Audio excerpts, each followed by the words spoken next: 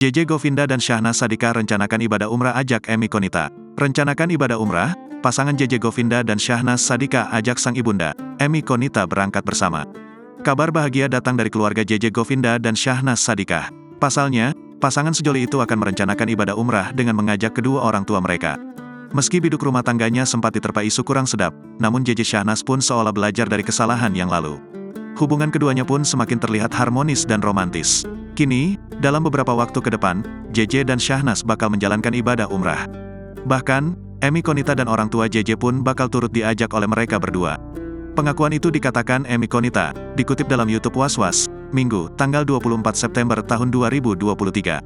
Iya, insya Allah nanti mau umrah sama Nana sama JJ sama mamanya JJ, ungkap Emi Konita. Oleh sebab itu, ibu tiga anak ini berharap diberikan umur yang panjang oleh Tuhan agar dapat melaksanakan ibadah tersebut. Insya Allah mudah-mudahan masih dikasih umur, masih bisa dikasih umur, masih bisa dipanggil lagi sama Allah, lanjutnya. Menurut wanita berusia 58 tahun ini, ibadah umrah itu merupakan keinginan dari JJ dan Syahnas.